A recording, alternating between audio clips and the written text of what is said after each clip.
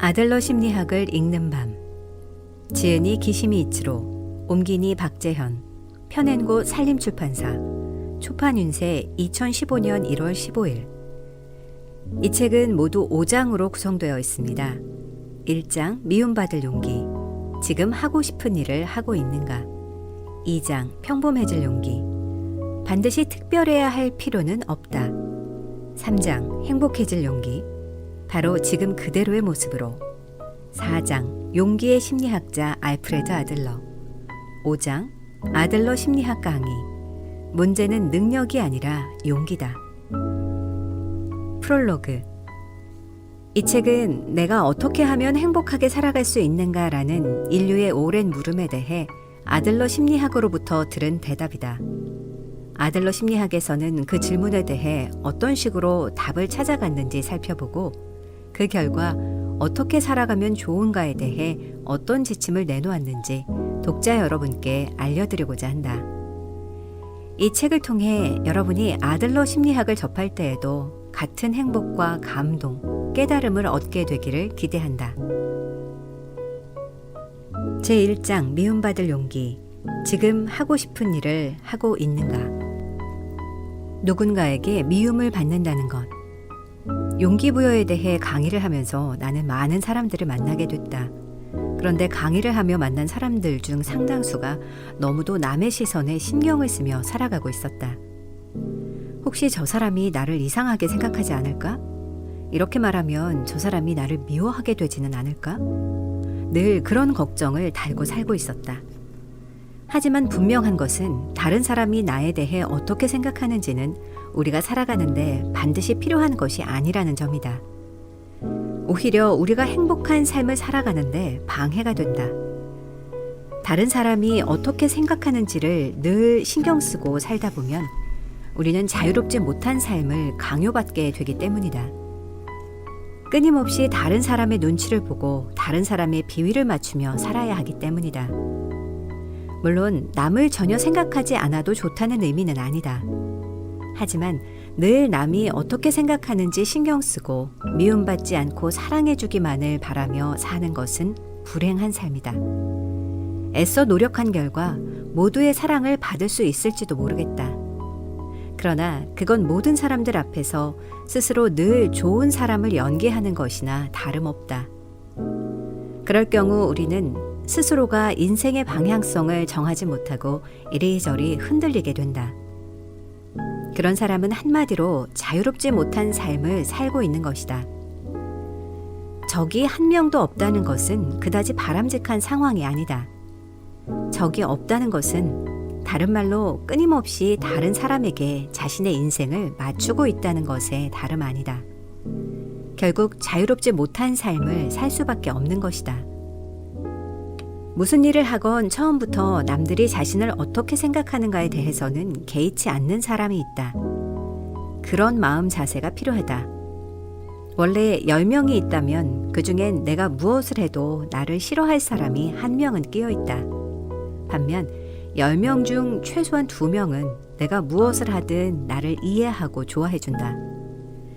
우리가 좋은 관계를 가져가고 싶은 사람은 이 2사람이다. 나머지 7명은 그때그때 태도가 달라진다. 그 사람들의 입맛을 일일이 맞추는 것은 불가능하다는 얘기다. 나를 싫어하는 1명은 내가 뭘 해도 나를 싫어한다. 그러니 그가 나를 긍정적으로 생각하도록 만들기 위해 끙끙거리며 애쓸 필요가 없다는 것이다. 업무상의 관계는 더더욱 그렇다. 업무상의 대인관계를 교우관계로 보는 사람이 많다. 그리고 그 업무상의 관계 문제로 많은 사람들이 마음을 다친다. 하지만 그럴 필요가 없다. 옛날엔 한 직장에서 평생을 얼굴 맞대며 근무하는 업무상의 인간관계들이 많았다. 하지만 앞으로는 더더욱 한 직장에서 오래 근무하지 않는 문화가 정착될 것이다. 그러니 업무상의 관계 방식 역시 달라져야 한다. 교우관계처럼 여기고 그로 인해 스트레스를 받을 필요가 없는 것이다. 일터에서 만나는 사람은 친구로서 관계할 필요가 없다고까지 말하는 것은 아니지만 분명히 업무상의 인간관계와 교우관계를 구별하는 것은 유용하다. 어쨌든 업무상의 관계에서 역시 남의 눈치를 보거나 다른 사람의 비위를 맞추려는 태도는 불필요하다. 이렇게 생각해보자. 우리가 누군가에게 미움받아도 상관없다고 생각하며 살아간다는 것은 우리가 우리 자신의 방식에 따라 자유롭게 살고 있다는 증거다. 어쩌면 누군가에게 미움을 받는다는 것은 세상에서 내 뜻대로 자유롭게 살아가기 위해 지불해야만 하는 대가일 것이다. 모든 사람들로부터 사랑받는 사람이 될 것인가? 아니면 미움받는 사람이 될 것인가? 만일 둘 중 하나를 선택하라면 나는 단연코 후자를 선택할 것이다. 비록 나를 미워하는 사람이 있어도 자유롭게 살고 싶기 때문이다. 그래서 당부한다. 모든 사람에게 사랑받는 사람이 되지 말 것을. 제3장 행복해질 용기. 바로 지금 그대로의 모습으로. 지금 있는 그대로의 자신을 받아들여라. 자기수용. 아들러 심리학은 수직적인 인간관계가 정신건강을 해치는 가장 큰 요인이라 지적한다. 정신적으로 건강하게 지내기 위해서는 평범해질 수 있는 용기가 필요하다. 그러자면 먼저 자신을 받아들여야 한다. 그게 바로 자기수용이다. 아들러는 중요한 것은 무엇이 주어졌는지가 아니라 주어진 것을 어떻게 사용하는가이다 라고 말했다. 자신이라는 도구는 다른 것과 달리 대체 불가능하다. 그건 주어진 것이기 때문이다. 따라서 우리는 내게 주어지지 않은 것을 한탄해서는 곤란하다. 그 대신 자신이라는 도구는 어떤 습성을 갖고 있는지 깨닫고 그것을 어떻게 사용하는가가 중요하다. 그러자면 우리는 자신이라는 도구를 사랑하고 받아들여야만 한다. 드레이커스는 크리스텐센을 가르칠 때 자신이 다른 사람과 다르다는 인상을 주려고 너무 노력하지 않아도 된다면서 이렇게 조언한 적이 있다. 지금 있는 그대로의 자신을 받아들여라. 오늘 내가 하는 이 말을 듣고 그대로 실천하는 사람은 지금 이 순간부터 바로 행복해질 수 있다. 그러나 그렇지 않은 사람은 평생 행복해질 수 없다. 이 말에 나는 약간의 반발심을 느끼긴 했지만 이 말 때문에 처음으로 아들러 심리학에 흥미를 갖게 되었다. 그전까지는 심리학이 철학의 한 분야에 지나지 않는다는 이유로 배우려 하지 않았던 내가 심리학을 보다 진지하게 깊숙이 들여다보게 된 것이다. 철학자이다 보니 당연히 행복이란 무엇인가를 끊임없이 생각해왔다. 하지만 나는 나 자신이 행복해지기 위해서는 어떻게 해야 할까라는 생각은 미처 하지 못했다. 철학자는 행복이란 무엇인가에 대해 진중하고 정밀하게 고찰하기 마련이다. 행복은 철학의 중심 테마 중 하나이기 때문이다. 그러나 나는 그때까지 행복에 대해 연구하면서도 나 스스로는 행복하지 않았던 것 같다. 그랬기에 드레이커스의 조언이 내 마음 깊숙이 들어왔을 것이다. 드레이커스가 크리스텐센에게 말했듯 우리가 행복해지는 것은 의외로 간단하다. 그럼에도 우리는 여전히 행복하지 않다. 왜일까?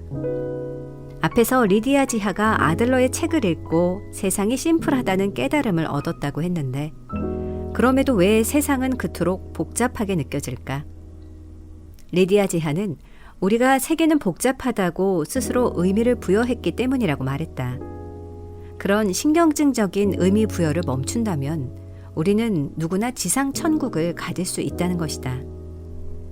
우리는 어떤 일에 대해서든 누구나 동등하게 똑같이 경험하지 않는다. 우리는 객관적인 세계에 사는 것이 아니다. 우리는 자신의 흥미나 관심에 따라 제각각 세계에 의미를 부여한다. 그리고 그렇게 주관적으로 세계를 이해하고 받아들인다. 드레이커스는 크리스텐센에게 지금의 모습으로 충분히 좋다고 가르쳤다. 그리고 곧 지금의 자기 자신을 있는 그대로 받아들이라는 의미다. 그러나 자신이 처한 현실에 눈을 질끈 감으라는 의미는 아니다.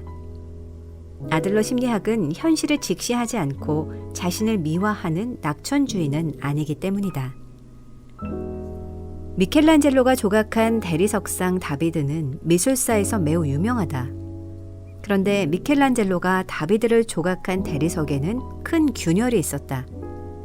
지금껏 아무도 눈여겨보지 않았던 그 금이 간 대리석에서 미켈란젤로는 다비드를 발견했고 그 안에 다비드를 담아냈다.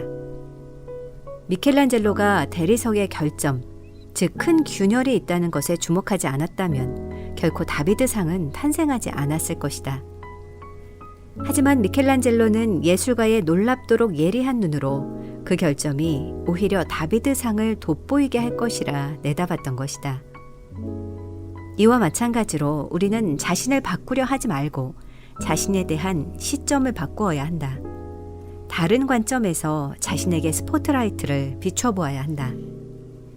지도 크리슈나무르티는 다음과 같이 말했다. 당신은 언제나 부모나 선생님들로부터 인생에서 무언가에 도달해야만 한다고 배웠다. 또한 삼촌이나 할아버지처럼 성공해야 한다는 말을 듣고 자랐다. 거기에서 당신은 무엇을 깨달았는가? 그렇다. 교육은 무엇인가를 성취하라고 다그치는 것이 아니다. 진짜 교육은 당신이 어른 시절부터 아무도 모방하지 않고 언제든 당신 자신으로 있을 수 있도록 돕는 것이다. 그게 진짜 교육이다. 그러나 우리 사회는 이런 생각과는 달리 육아나 교육을 통해 우리에게 바람직한 인간상을 강요하고 그것처럼 되라고 요구한다. 어떤 훌륭한 사람을 흉내내라고 다그치고 무언가 되기를 요구한다. 그러나 그런 바람직한 인간상은 허구로 존재하는 것일 뿐이다. 그것을 닮아서도 안 되고 닮으려고 애쓸 필요도 없다. 중요한 것은 지금 이곳에서 살고 있는 자기 자신이다. 있는 그대로의 나를 좋아하지 않고서는 행복해질 수가 없기 때문이다. 추하든 아름답든 시기를 받든 질투하든 언제나 있는 그대로의 당신으로 있어야 한다는 점을 이해해야 합니다. 그러나 있는 그대로 있기는 매우 어렵습니다. 왜냐하면 당신은 자신의 있는 그대로의 모습이 비열하다고 느끼고 그걸 고상하게 바꾸기만 하면 멋있어질 것이라고 생각하기 때문입니다. 그러나 실상은 다릅니다. 당신의 있는 그대로의 모습을 발견하고 이해할 때 당신은 바뀔 수 있기 때문입니다. 대인관계에 서툴다고 스스로에 대해 생각하고 있는 사람은 남들로부터 성격이 어둡다는 지적을 받으면 그러한 자신을 바꾸려고 애쓴다. 하지만 그건 실제로 매우 어려운 일이다. 그런 경우 아들러는 자신에게 주어진 것을 어떻게 사용하는지가 중요하다고 말한다. 자신에 대한 시점을 바꿔보라는 것이다. 다른 누군가가 그런 상황에 처해 있다면 그가 시점을 바꾸도록 도우라고 말한다. 예를 들면 이렇다. 누군가 자신의 성격이 어둡다고 고민한다면 당신은 성격이 어둡다기보다 다른 사람이 상처받지 않도록 늘 남을 배려한다는 점에서 착하다. 이렇게 시점을 바꾸도록 돕는 것이다. 그러면 라이프 스타일이라는 서랍에 붙어 있던 어둡다는 라벨이 착하다는 라벨로 바뀌게 된다. 단지 그것만으로도 그 사람의 라이프 스타일의 내용은 완전히 다른 것이 되어버린다. 그것이 아들러가 말하는 자기 수용이다. 그때에만 우리는 변할 수 있다. 우리는 다른 사람들을 믿지 않고는 행복해질 수 없다. 타자 신뢰.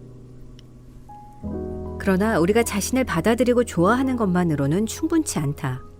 만약 우리가 주위 사람들은 틈만 생기면 자신을 함정에 빠뜨리려는 적이라고 생각한다면 비록 우리가 자기 자신을 좋아한다 해도 그 사람의 라이프 스타일은 건강하다고 할 수 없다.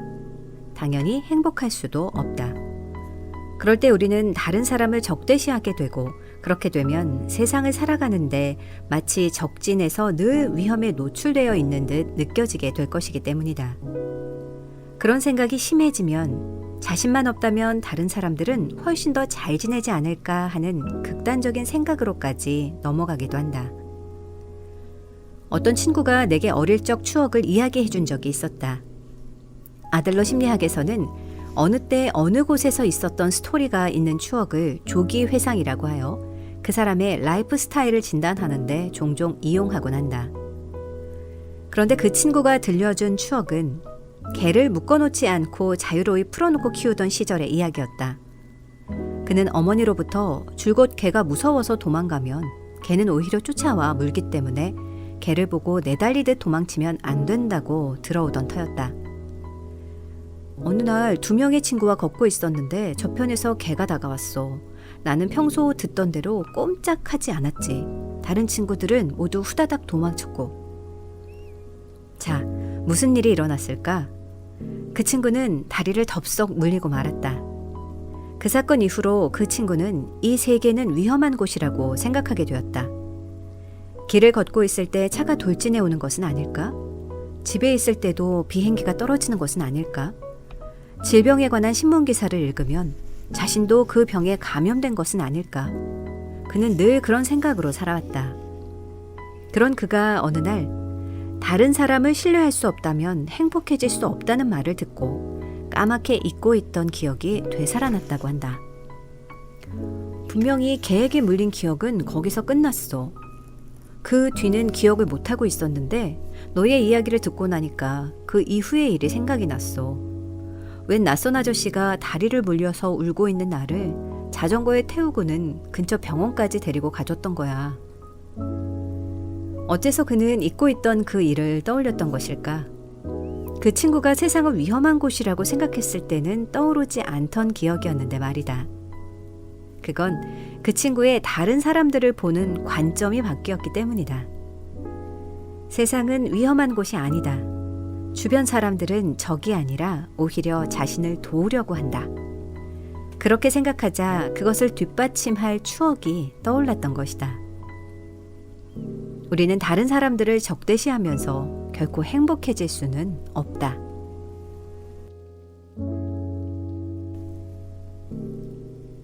우리는 누군가에게 기쁨이 될 때 행복해진다. 타자 공헌. 그러나 지금 있는 그대로의 자신을 받아들일 수도 있고 다른 사람을 신뢰할 수 있다는 것만으로는 충분하지 않다. 주위 사람들을 신뢰할 수 있지만 그들에게 자기 자신이 전혀 도움이 되지 않는다면, 누군가를 돕지 않는다면 우리는 결코 행복해질 수 없다. 인간은 다른 사람들로부터 받기만 하면서는 살 수 없다. 스스로가 초라해지기 때문이다. 다른 사람에게 베풀거나 남에게 받은 것을 돌려주면서 살지 않으면 안 된다. 그러나 분명 우리 주변에는 자기 자신밖엔 관심이 없고 외부 세계는 자신을 힘들게 만드는 적이라고 생각하는 자기만 아는 사람들이 분명히 있다. 그런 사람은 자신의 인생을 주변 사람들의 인생과 조화를 이루며 살아가려고 하지 않는다. 그런 사람은 지나치게 자기 자신을 걱정하고 있는 것이다. 그래서 나 이외의 다른 사람을 생각할 겨를이 없는 것이다. 이 사회에서 우리는 자신만 살아가는 것이 아니다. 친구가 있다. 그 친구를 얼마만큼 인정하는가. 그것이 근본적인 문제라고 아들러는 여러 차례 강조한다. 자신뿐 아니라 친구에 대한 관심을 키울 수 있도록 돕는 것이 어머니의 역할 중 큰 몫을 차지한다. 만약 어떤 아이가 이것에 실패하면 아이는 어머니하고만 관계를 맺으려 한다. 아이 스스로 자신을 너무 걱정한 나머지 다른 사람을 생각할 마음의 여유가 없게 된다. 우리는 친구를 인정하고 그들과 조화를 이루며 그들을 위해 공헌할 줄 아는 자세를 배워야 한다. 물론 이때 자기 희생을 강요하는 것은 아니다. 자신의 인생을 다른 사람을 위해 희생하는 사람이 있다. 아들러는 이런 사람을 가리켜 사회에 과도하게 적응한 사람이라고 표현한다. 준다는 자질은 분명 중요한 것이지만 지나쳐서는 안 된다는 뜻이다. 단 우리가 오해해서는 안 되는 점이 있다. 우리가 무언가를 공헌한다고 할 때 그것이 특별한 것이어야만 한다는 뜻은 아니다. 그렇게 생각하면 공헌한다는 것은 되게 어려운 것이 되고 만다. 비록 눈에 보이는 형태로 공헌하지 않더라도, 현재 도움이 되지 않더라도 자기 자신은 누군가에게 힘이 된다고 느끼는 것 자체가 중요하다. 그러니 우리는 이렇게 생각해야 한다. 우리가 타인에게 무언가를 해주는 것만이 공헌이 아니다. 우리의 존재 자체가 타인에게 공헌하는 것이다. 마치 아이가 옆에 있어주는 것만으로도 부모에게는 기쁨이 되는 것처럼 말이다. 아들러는 다른 사람을 자신의 친구로 인정하지 않고 늘 지나치게 긴장하는 사람에게는 파티 호스트가 되어 보기를 권한다. 파티 호스트가 되어 친구들에게 즐거운 시간을 보낼 수 있도록 해주고 또 친구가 관심을 가지는 것에 자기 자신도 관심을 기울여 보기를 권한다. 그런 경험을 통해 지금껏 대인관계 속에서 즐기지 못했던 사람이 바뀔 수 있기 때문이다. 그때까지는 아무도 자신을 즐겁게 해주지 않는다며 받기만을 기대했던 사람이었다면 파티 호스트로서의 경험을 통해 자신의 생각을 고쳐먹을 수도 있기 때문이다. 이런 맥락에서 부모가 아이 스스로 할 수 있는 일을 대신해주는 것은 옳지 못하다. 아이 스스로 할 수 있는 일을 부모가 대신해주는 건 아이들의 일을 빼앗는 것이나 다름없다. 그리고 아이들의 일을 빼앗는 것은 아이들 자신이 공헌할 능력이 있다고 하는 신념을 키워나갈 기회를 빼앗는 것이 된다. 아이는 자신의 힘으로 무언가를 해낼 수 있을 때 자신감을 갖게 되고 타인에게 공헌했다는 느낌을 갖게 되기 때문이다. 어느 날 아들러가 어떤 가정을 방문했을 때의 일이다. 그 집 응접실에서 5살 난 꼬마가 발 디딜 틈 없이 장난감을 펼쳐놓고 있었다. 어머니가 야단을 치며 어질러진 장난감을 치우려 했을 때 아들러가 그런 어머니를 말렸다. 그리고는 소년에게 다가가서 말했다. 넌 장난감을 참 잘 꺼내놓는구나. 정리하는 것도 잘할 수 있겠지? 그 소년은 한치의 주저함도 없이 자신이 꺼내놓은 장난감을 정리했다. 나이 든 사람들의 경우도 마찬가지다. 어떤 노인이든 스스로를 이제는 더 이상 쓸모없는 인간이라 생각하는 순간 그 노인은 아이가 하는 모든 말을 들어주는 친절한 노인이 되든지 무슨 일에든 시시콜콜 잔소리를 하는 비평가가 된다. 노인이 소위 퇴물로 전락하는 것은 가슴 아픈 일이다. 나이든 어른들에게서 타인에게 공헌하고 있다는 느낌을 빼앗아서는 안 된다. 그래서 우리는 나이든 어른들에게 그분의 나이가 60이건 70이건 80이건 이를 그만두라고 해서는 안 되는 것이다. 행복의 3가지 조건. 우리가 행복해지기 위해서는 자기 수용, 타자 신뢰, 타자 공헌 중 어느 하나도 결여되어서는 안 된다. 있는 그대로의 자신을 받아들여야 하고 다른 사람들은 적이 아니라 친구라는 것을 믿어야 하며 스스로의 존재만으로도 다른 사람에게 공헌할 수 있다는 것을 알아야 한다. 내가 육아의 심리 목표로 나는 능력이 있다라는 점을 꼽은 이유는 바로 그것이 지금의 자신을 받아들이는 것이기 때문이다. 나는 능력이 있다고 생각해야 그러한 자신을 받아들일 수 있다. 물론 그때 그 능력은 자신만을 위한 것이 아니라 다른 사람들에게 도움이 되는 능력이어야 한다. 그런데 내가 다른 사람들을 신뢰할 수 없다면, 오히려 다른 사람들이 나를 해치려 한다고 믿는다면 내가 다른 사람을 위해 공헌하려는 생각은 들지 않을 것이다. 그래서 사람은 3가지 조건 가운데 어느 하나라도 결여되면 행복해질 수 없다.